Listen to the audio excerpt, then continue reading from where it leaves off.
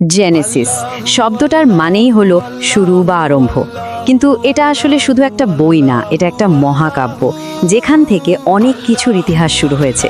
তো চলুন আজ আমরা এর প্রথম অংশের গভীরে যাই, এমন এক যাত্রা যেখানে মহাবিশ্বের সৃষ্টি থেকে শুরু করে মানব জাতির একদম প্রথম দিকের পরিবারগুলোর উত্থান পতনের গল্পগুলো লুকিয়ে আছে। শুধু এই একটা বাক্য, আর এখান থেকেই সেই বিশাল গল্পের শুরু। কি অসাধারণ একটা সুর, তাই না? এটা আমাদের একেবারে শূন্য অন্ধকার একটা অবস্থা থেকে একটা জীবন্ত সুশৃঙ্খল পৃথিবী তৈরির সাক্ষী করে তোলে। এই প্রথম পর্বের গল্পটাকে বলা যেতে পারে দুটো অঙ্কের একটা নাটকের মতো।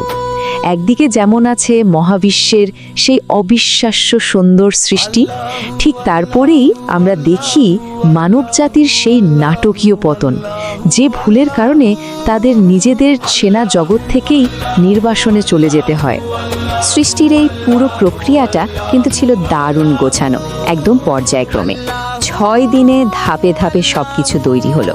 প্রথমে দিন আর রাত, তারপর আকাশ আর জল, এরপর এলো ভূমি আর গাছপালা, তারপর আকাশে সূর্য, চাঁদ আর তারা, আর সব শেষে পৃথিবীর বুকে এলো সামুদ্রিক প্রাণী, পাখি আর মানুষ।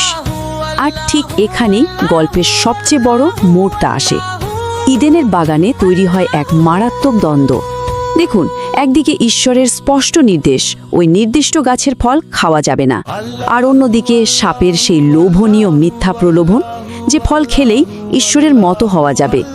আর এই দুটোর মধ্যে বেছে নেয়ার একটা সিদ্ধান্তই মানব জাতির ভাগ্যটা চিরদিনের জন্য বদলে দেয়। সেই প্রথম অবাধ্যতার ফল হলো মারাত্মক। আদম আর হাওয়াকে ইডেনের বাগান থেকে বের করে দেওয়া হলো। তাদের জীবনে নেমে এলো কঠোর পরিশ্রম আর যন্ত্রণা। কিন্তু দুঃখজনকভাবে ট্র্যাজেডিটা এখানেই থামেনি। এই পাপের প্রভাব পড়ল তাদের সন্তানদের উপর, আর জন্ম হলো মানব ইতিহাসের প্রথম হত্যাকাণ্ডের, যখন কেইন তার নিজের ভাই আবেলকে হত্যা করল। এরপর গল্প যত এগোয় দেখা যায় পৃথিবীতে মানুষের পাপ আর দুর্নীতি যেন লাগাম ছাড়া হয়ে গেছে। পরিস্থিতি এতটাই খারাপ হয়ে যায় যে সব কিছু নতুন করে শুরু করা ছাড়া আর কোনো উপায় ছিল না। আর এখান থেকেই শুরু হয় সেই মহাপ্রলয়ের গল্প, এক বিশাল বন্যা যা পুরো পৃথিবীকে ধুয়ে দিয়ে একটা নতুন যুগের সূচনা করে। মানুষের এই অধপতন দেখে ঈশ্বর হতাশ হলেন। তবে এই বিশাল ধ্বংসযজ্ঞের মাঝেও একজনকে রক্ষা করার জন্য বেছে নেওয়া হলো, তার নাম নূহ। কারণ তিনি ছিলেন একজন ধার্মিক মানুষ, যিনি ঈশ্বরের চোখে অনুগ্রহ পেয়েছিলেন।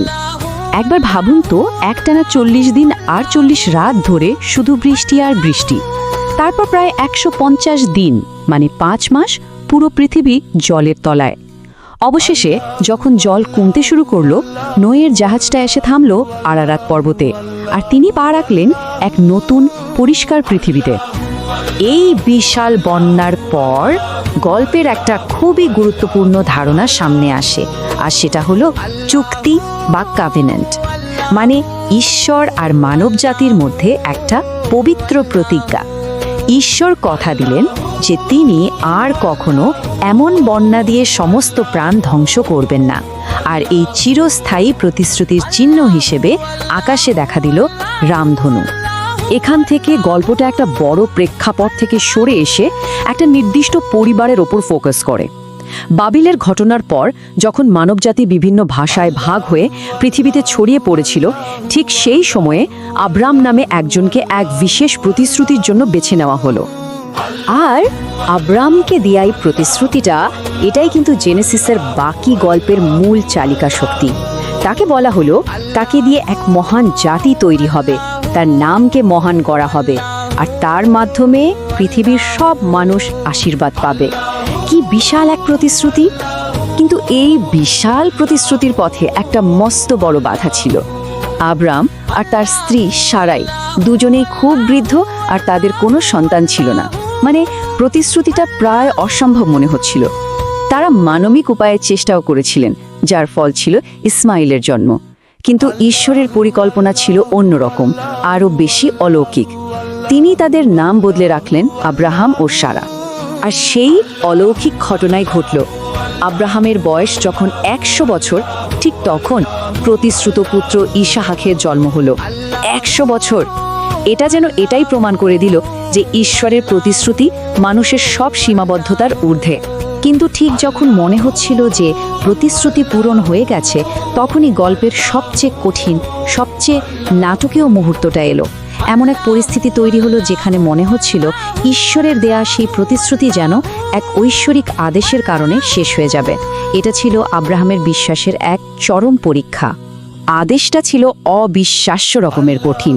তোমার পুত্রকে, তোমার একমাত্র পুত্র ইসহাককে, যাকে তুমি ভালোবাসো, তাকে হোম বলি হিসেবে উৎসর্গ করো। ভাবুন একবার, যে সন্তানকে এত বছর পর অলৌকিকভাবে পাওয়া গেল, তাকেই উৎসর্গ করার নির্দেশ। এটা আব্রাহামের ওপর কি প্রচণ্ড এক মানসিক বোঝা চাপিয়ে দিয়েছিল তা কল্পনা করাও কঠিন। এই মরিয়া পর্বতের যাত্রার প্রত্যেকটা ধাপ ছিল টেনশনে ভরা। আব্রাহাম কিন্তু ঈশ্বরের আদেশ মেনে নিয়েছিলেন। 3 দিনের লম্বা পথ পেরিয়ে তিনি বেদি তৈরি করলেন, এমনকি নিজের ছেলেকে তার উপর বাঁধলেন। আর ঠিক যখন তিনি তাকে উৎসর্গ করতে যাবেন, একদম শেষ মুহূর্তে স্বর্গ থেকে এক দূত এসে তাকে থামালেন। তার বদলে বলিদানের জন্য একটা মেষ দেওয়া হলো। আব্রাহামের বিশ্বাস প্রমাণিত হলো। এই অবিশ্বাস্য পরীক্ষায় উত্তীর্ণ হওয়ার পর আব্রাহামের আনুগত্যের কারণে ঈশ্বর তার সাথে করা সেই চুক্তিকে আরও শক্তিশালীভাবে নিশ্চিত করলেন। তাকে আবার প্রতিশ্রুতি দেওয়া হলো যে তার বংশধরেরা হবে আকাশের তারার মতো অসংখ্য। এবার গল্পটা চলে যায় পরবর্তী প্রজন্মে, আব্রাহামের ছেলে ইসহাকের পরিবারে।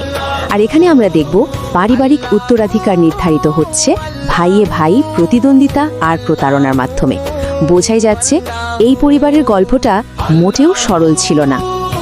ইসহাকের 2 যমজ ছেলে ছিল, এসো আর যাকব। দুজনের চরিত্র ছিল একদম আলাদা। এসো ছিলেন শিকারী, বাবার খুব প্রিয়, আর যাকব ছিল শান্ত স্বভাবের, মায়ের নয়নের মণি।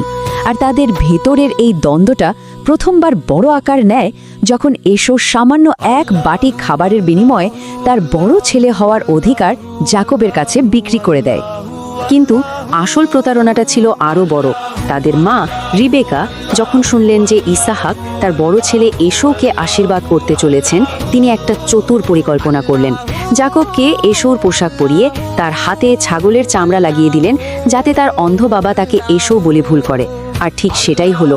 ইসহাককে ধোঁকা দিয়ে যাকব সেই আশীর্বাদটা নিয়ে নিলেন, যেটা আসলে এসোর পাওয়ার কথা ছিল। কিন্তু মজার ব্যাপার হলো, ইসহাকের মনে কিন্তু ঠিকই সন্দেহ জেগেছিল। তিনি বলেছিলেন, কণ্ঠস্বর তো যাকবের, কিন্তু হাতগুলো এসোর। এই একটা কথাই বুঝিয়ে দেয় প্রতারণাটা প্রায় ধরেই ফেলেছিলেন তিনি। মুহূর্তটা কতটা নাটকীয় ছিল, তাই না? এই চুরি করা আশীর্বাদের পর পরিবারটা ভেঙে গেল। এসো রাগে ফুঁসতে থাকলো আর যাকবকে মেরে ফেলার হুমকি দিল। ফলে নিজের জীবন বাঁচাতে যাকবকে বাড়ি থেকে পালাতে হলো বহু দূরের দেশে।